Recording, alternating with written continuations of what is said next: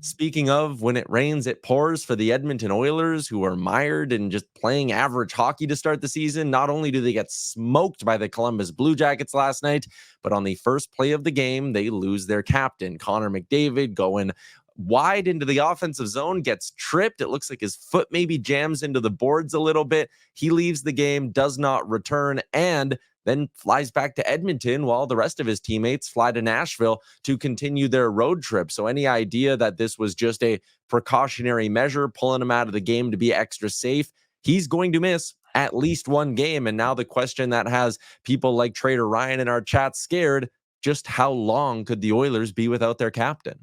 Yeah, we're still waiting on a timeline and some new information, but certainly of big concern. You look at that, and the first thing I think of is the Alexander Barkov high ankle sprain from a few weeks back, first week of the season, that luckily for him wasn't very serious.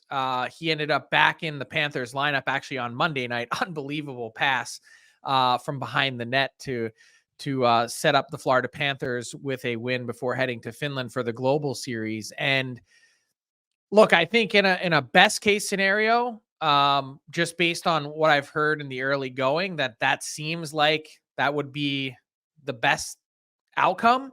I think obviously more imaging needed to be done likely today to find out, are there any structural issues here? Is there any ligament or bone damage that needs to be dealt with?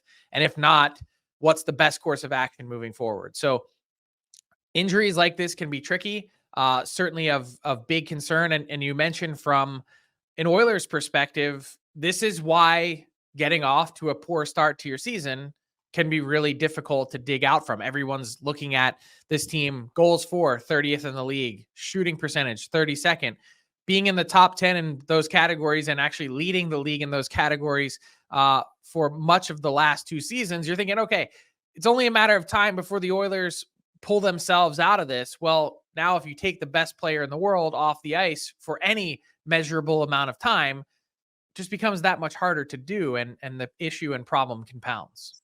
Yeah, and that would be the thing, is if you're Edmonton, you're already behind the eight ball this season. It's not like you're 7-2-1 and sit there and go, okay, like let's take it easy with McDavid. And if he's not here for 3-4 weeks, then maybe we can just play 500 hockey and survive. You got to still find a way to start racking up some wins, as the Pacific Division looks a little bit more competitive than maybe people thought it would be. They're Look at this board, though. The fact that they were 4-4-1 heading into Monday night's game in Columbus with these numbers: 32nd goals for, 23rd goals against, 27th power play, 32nd penalty kill. Like, those are as ugly as you can get, and they were still 4-4-1. If you're looking for reasons for hope, that's it. A quick regression to the mean, but that's why you don't play with fire, is sometimes you get burnt.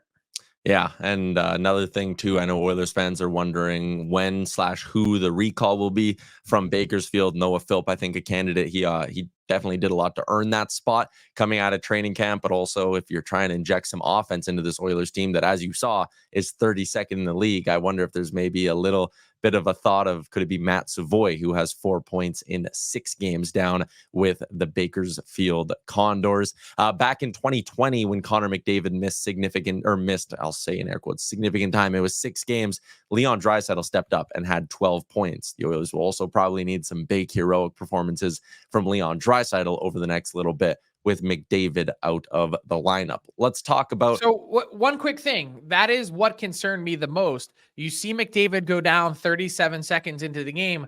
Why did the rest of the Edmonton Oilers sit back like every Oilers fan on their couch in Alberta, sort of biting their nails? Why didn't someone step up? And look, full credit to the Blue Jackets, who have smacked a couple teams that have come into their building this season: Colorado, Toronto, in consecutive weeks, now the Oilers, and put up 6 against all 3 of those teams. Very impressive. Not taking anything away from the Blue Jackets, but they're not world beaters. And the fact that the Oilers then sat back on their heels and didn't play with any urgency after losing the best player in the world, that to me is concerning.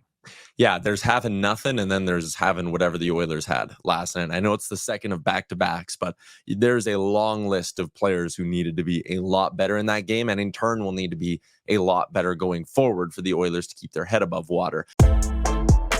What's up, hockey fans? If you enjoyed that video, then you need to be hitting the subscribe button right here at Daily Faceoff. Exclusive interviews and analysis from our hockey insider Frank Seravalli, fantasy updates from Brock Sagan, and a daily live show at noon Eastern Monday through Friday. You don't want to miss any of the fantastic content, so hit that subscribe button.